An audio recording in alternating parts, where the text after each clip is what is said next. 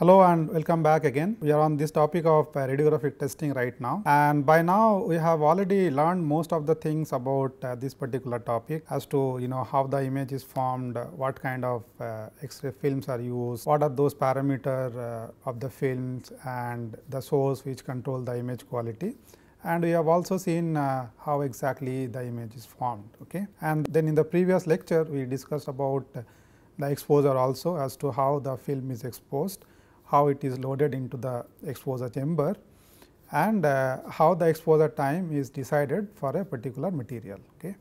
So, today we are going to talk about some examples and see for a given kind of defect how the contrast is created, okay, or I mean based upon how these X-rays are being absorbed by different features or different defects, how the contrast is and what is the parameters which control the contrast from a particular feature. Okay. So, X-rays as you know are most commonly used for defects which are into the bulk, and it provides you a 2D kind of shadow or a 2D profile of the defect that you can see on the X-ray film once it is developed. Okay. And this kind of defects like for example, blowholes in a casting which are inside the casting or the component which is being cast. This kind of defects are very commonly inspected by radiographic testing, so that you can see them as a contrast on the radiographic film and try and understand how they are and what kind of size they have and things like that. So, you try and understand the typical features of a particular defect by taking an X-ray image for a particular component. Okay. Another kind of casting defects which can lie inside the volume of the component of the cast component are these non-metallic inclusions. For example, if you do sand casting, many a times a sand particle can go inside the casting, and that will be a defect as far as the quality of the casting is concerned. So, let us say you have a non-metallic inclusion like this inside the casting. So, for this casting which is exposed to X-rays,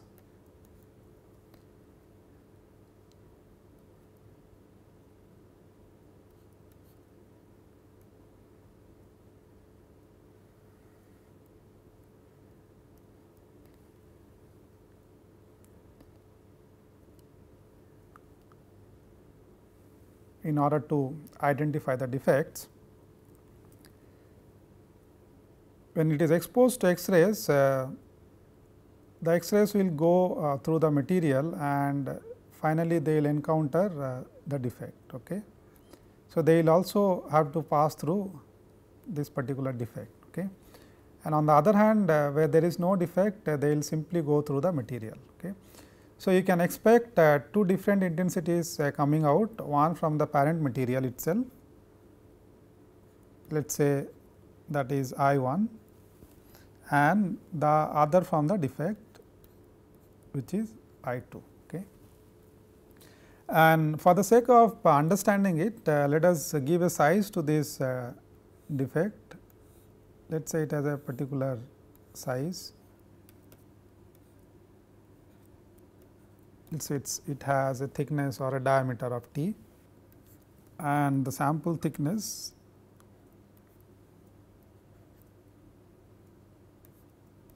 let us say we will call that as Ts.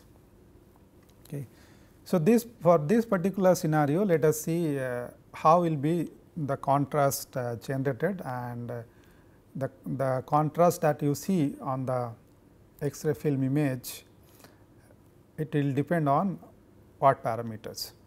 So, if you remember the contrast is given by this.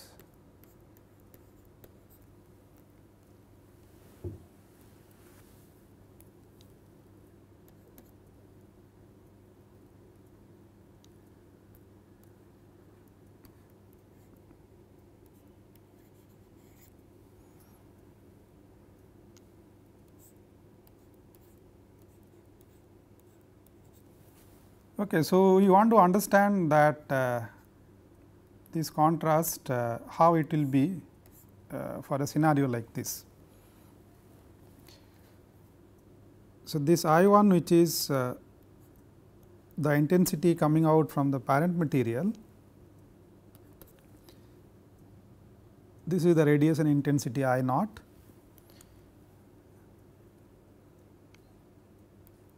So, I 1 will be I naught exponential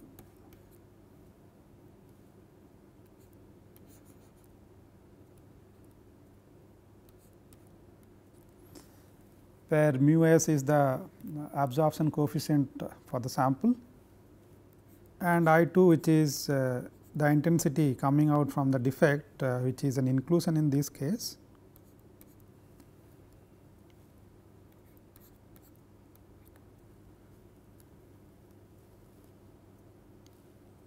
So, in this case you can see it is first going through the parent material and after that it is going through the defect or the inclusion. So, there are two components in this case, one through the parent material of thickness T s minus T. So, that much of parent material which is this plus this part, and then it is going through this inclusion also of thickness T. Okay.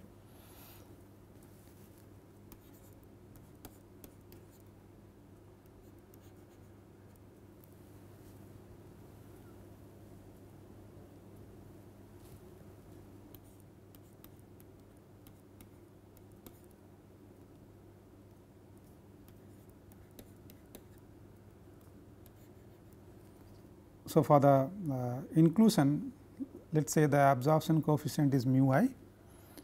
So, this will be mu I T for the inclusion. So, now if you simply take this I 1 and I 2, because that is what we need to get the contrast. So, on I 1 feet.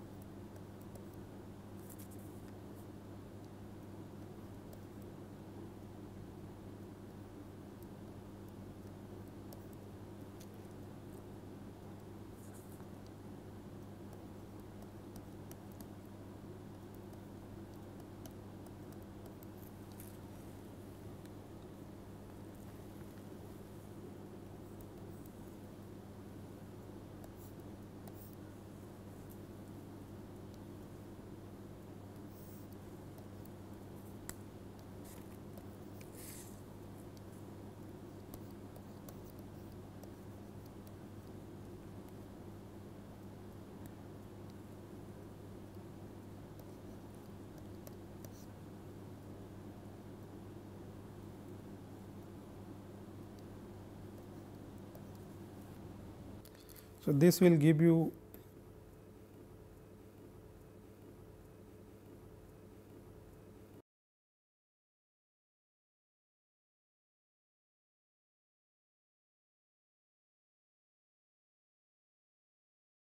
and leaving behind finally this expression.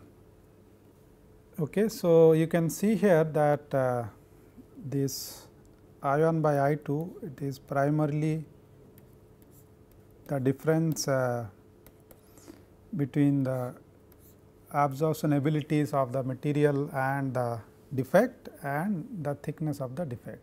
Okay. So, now if you take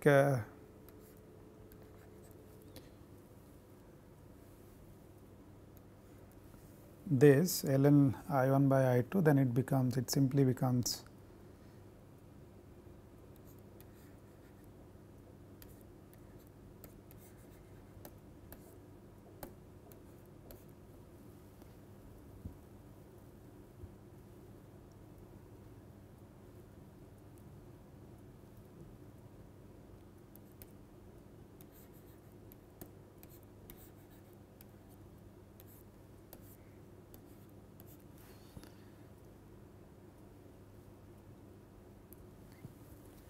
and we know that Cs is this.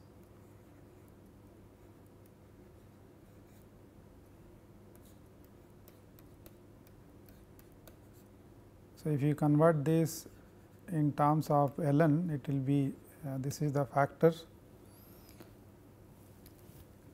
which will come,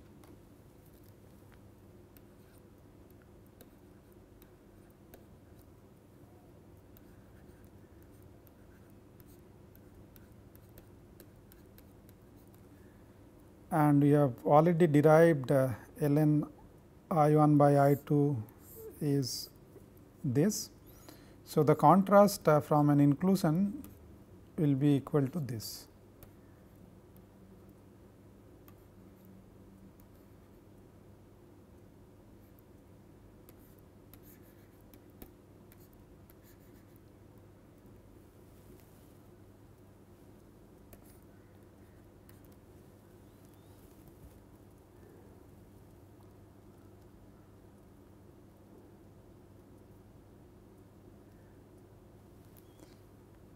Okay, so, from here you could see that the contrast from an inclusion is not going to depend on the thickness of the parent material, but it will depend on the thickness of the defect or the inclusion. Okay. So, you simply have to see whether this contrast is enough or not, and accordingly you have to choose those exposure parameters for getting a Cs value which is easily visible to human eye. And if you remember, I said that a contrast, a minimum contrast of 0.2 is needed for good visibility on the radiographic image. Okay.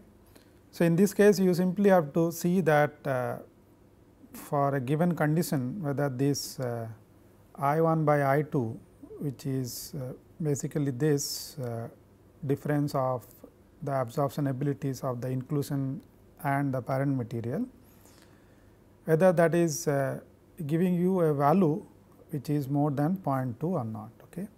So, for those exposure conditions which include your exposure time, the tube current and the tube voltage, if you get a value of Cs greater than 0.2, then you will be able to see this inclusion on the radiographic image which is captured. Okay. Similarly, you could also get the contrast from a blowhole.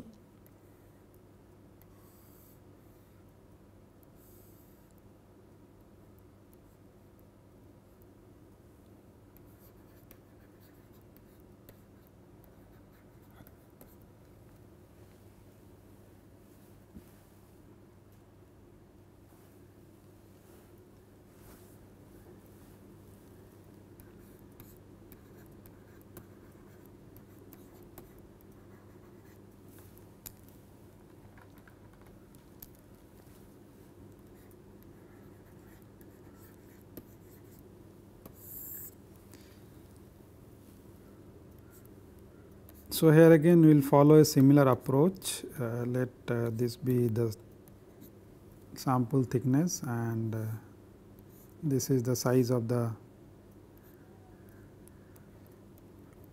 blowhole that you have. So, let us indicate that as TH. Okay. So, in this case again when you expose this to X-ray radiation of intensity I naught, it will go through the parent material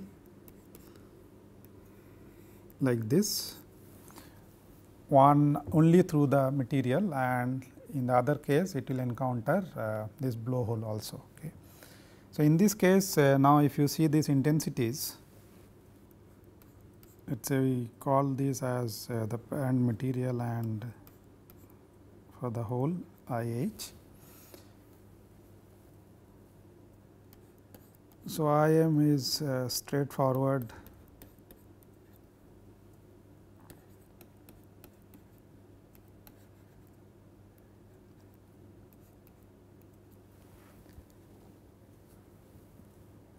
and for this IH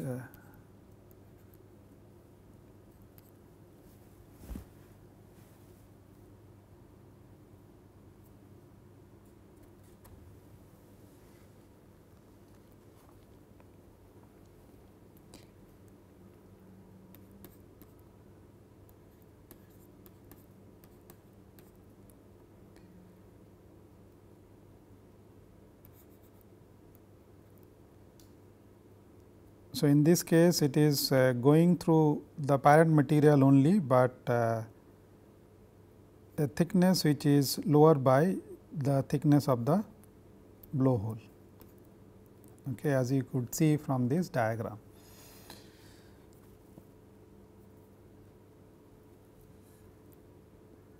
So, now if you take this ratio, which is the ratio that we want for calculating the contrast.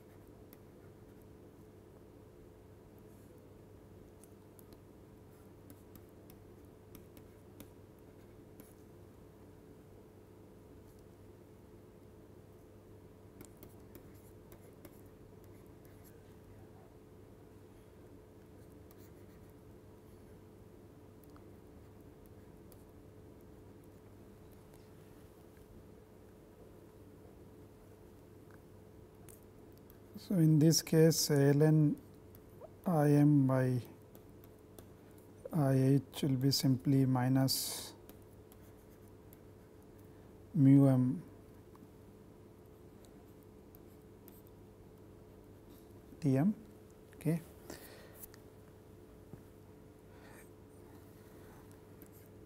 And so, ln IH by Im is mu m Tm. Okay.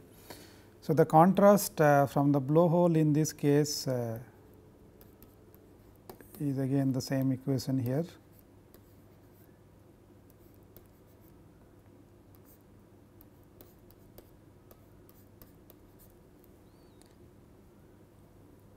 So, in this case I 1 is this one, which is coming out from the blowhole, and I 2 is this. Okay.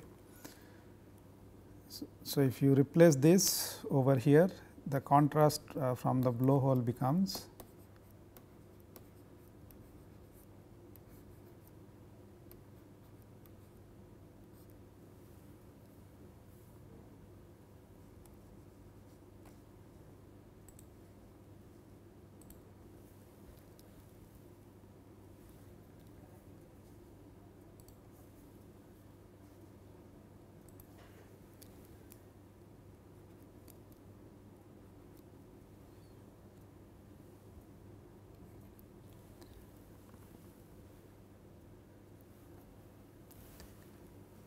Okay, so here again you could see that the contrast from the blowhole also does not depend on the thickness of the material or the thickness of the sample.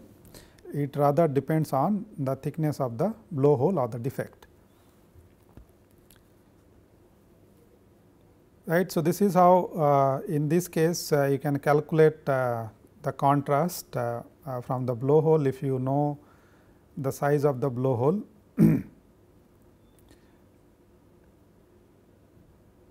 And if the material is known, then the mu m is also known. So, there again now you have to see whether C s is greater than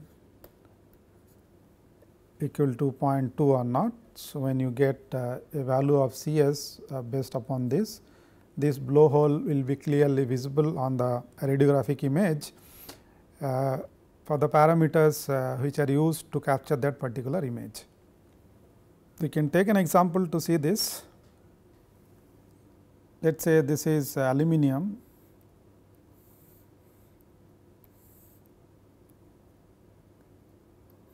So, in an aluminum plate you have a void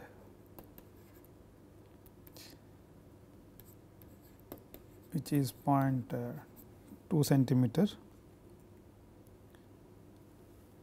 and the aluminum plate is 4 centimeter in thickness.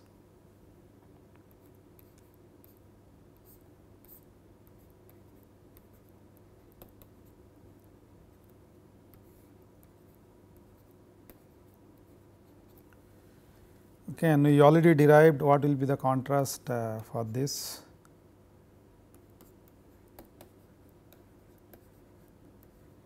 G is the gradient which is known for a particular film.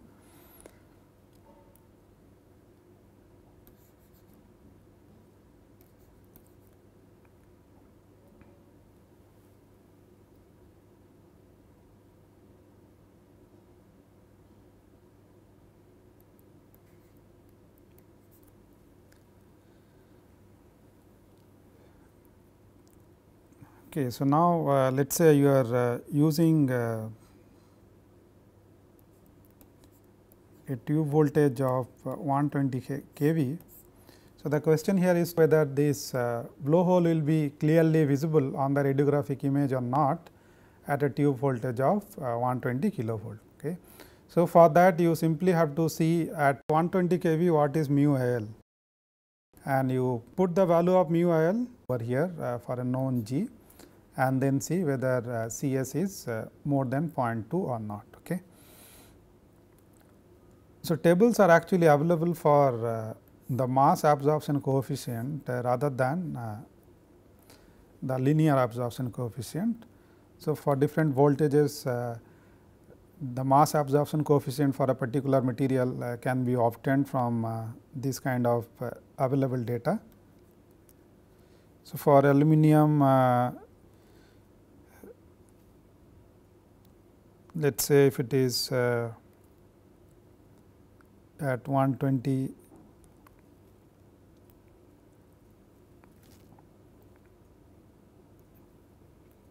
if it is let us say if it is 0.2 centimeter square per gram. So, mu IL you know will be this.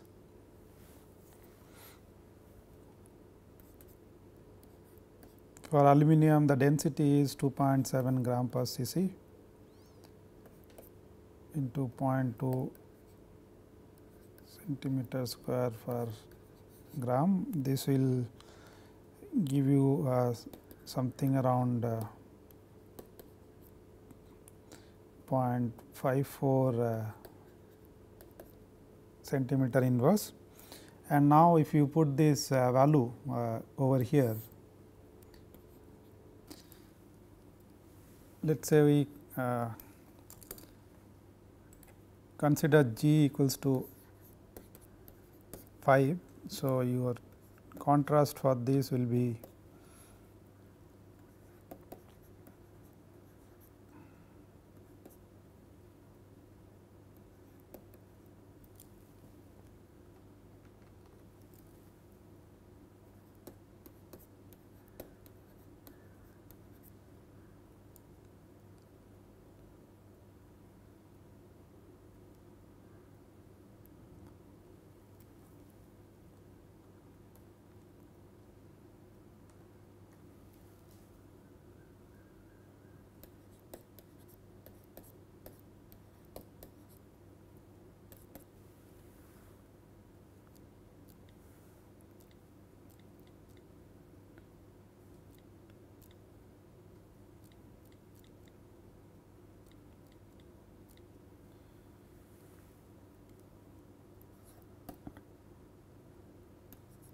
will be around 0.24, which is